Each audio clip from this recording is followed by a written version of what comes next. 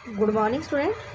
Yesterday, we have read in the chapter that narrator again visited to Mrs. Dawling's house because she wanted to see and touch her mother's belongings, and she found herself in the midst of the things which were arranged in a tasteless manner, and she was not daring to look around her, but she was able to recognize each and everything, and she had become sure that all the belongings were of her mother and she was at the right address. My mother will be back soon, मेरी mother जल्दी ही वापस आ जाएंगी, sad the girl, लड़की ने कहा। I have already made tea for her, मैंने उनके लिए चाय बना दी है। Will you have a cup, क्या आप चाय लेंगी? Thank you. I looked up, मैंने देखा। The girl put cups ready on the tea table, लड़की ने चाय की मेज पर कप तैयार करके रखे हुए थे। She had a broad bag, उसकी जो बैग थी वो ब्रॉड थी, चौड़ी थी, जस्ट लाइक हर मदर, उसकी मदर की तरह। She poured tea from a white pot, उसने एक सफ़ेद पॉट में से, बर्तन में से चाय डाली। All it had was a gold border on the lid, इसके ढक्कन पर सुनहरे रंग का बॉर्डर था। I remembered she opened a box and took some spoons out, मुझे याद आया कि इसके ढक्कन पर, इसके लीड यानी कि ढक्कन पर गोल्डन कलर का बॉर्डर होना चाहिए। शी ओपनड ए बॉक्स, उसने एक बॉक्स को खोला और उसने कुछ चम्मच बाहर निकाली, स्पून्स बाहर निकाली। That is a nice box, ये अच्छा बॉक्स है। आई हियर्ड माई वॉइस, मुझे अपनी ही आवाज़ सुनाई दे रही थी, यानी कि उस कमरे में आवाज़ गूंज रही थी, इसीलिए उसे अपने वर्ड से रिपीट होते हुए सुनाई दे रहे थे। It was a strange voice, ये एक अजीब सी आवाज़ थी। एज दो each sound was different in this room, क्योंकि इस कमरे में हर आवाज़ अलग थी। यू नो अबाउट दैम, आप उनके बारे में जानती हैं। She had turn round and brought me my T, वह वापस मुड़ी और वह मेरे लिए चाय लेकर आई। शी लाउड, वह हंसी। My mother says it is antique, मेरी मदर कहती है कि ये पुरानी है। We have got lots more, हमारे पास और भी बहुत सारी हैं। She pointed round the room, उसने कमरे के चारों तरफ इशारा किया। सी फॉर योर सेल्फ, आप खुद ही देख लीजिए। I had no need to follow her hand, मुझे उसके हाथ को फॉलो करने की ज़रूरत नहीं थी, यानी कि मुझे उसके हाथ के हिसाब से देखने की ज़रूरत नहीं थी। I knew which thing she meant, मैं जानती थी उसका किन चीज़ों से मतलब था।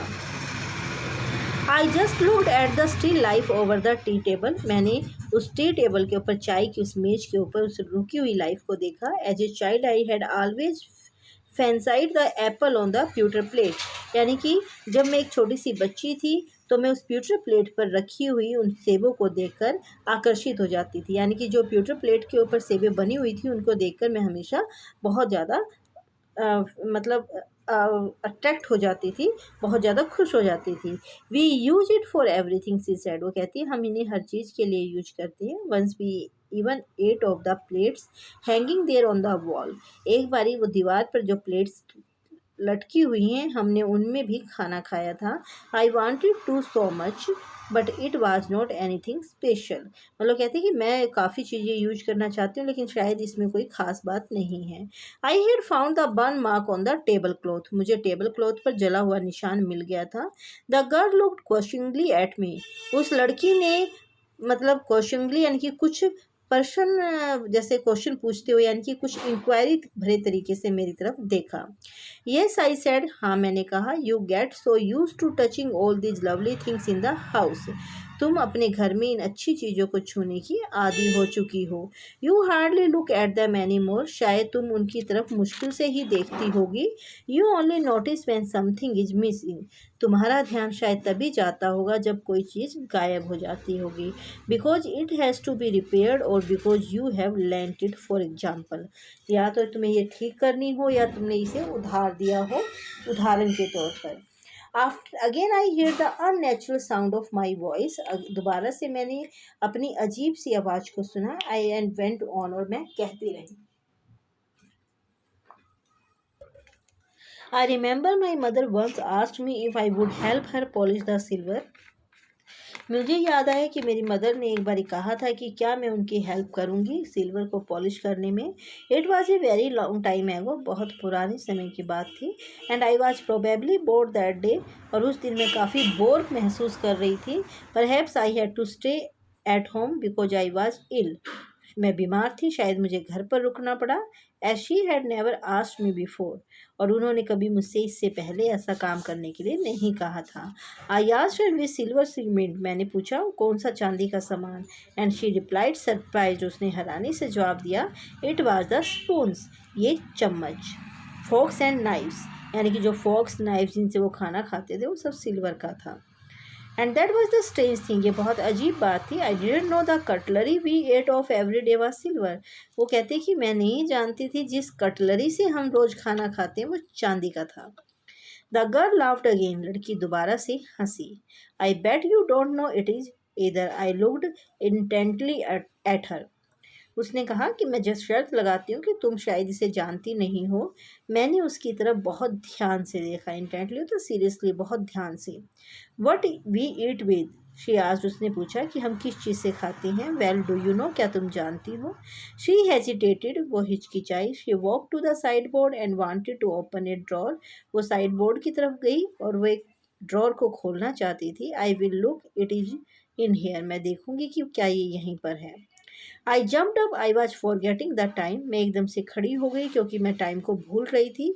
आई मस्ट कैच माई ट्रेन, मुझे अपनी गाड़ी पकड़नी होगी। She had her hand on the drawer, उसने ड्रॉर पर अपने हाथ को रखा। Don't you want to wait for my mother, क्या तुम मेरी मदर का इंतज़ार नहीं करना चाहती। नो आई मस्ट गो, नहीं मुझे जाना होगा।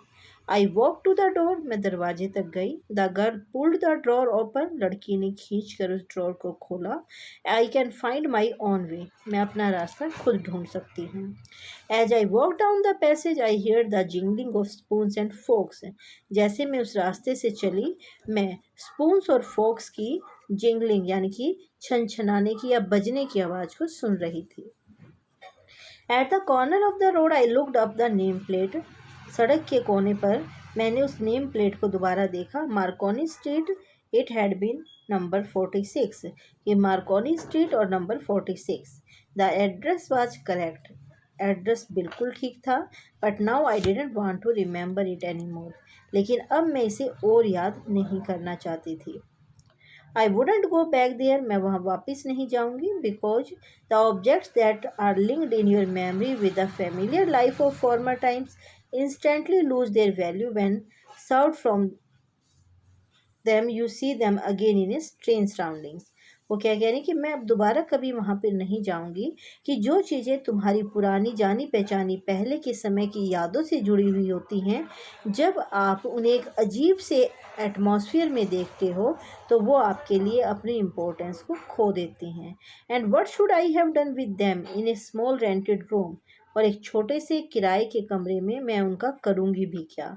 Where the shades of blackout paper still hung along the windows, जहाँ अभी भी फटे हुए जो काले रंग के कागज हैं वो खिड़कियों के ऊपर लटक रहे हैं।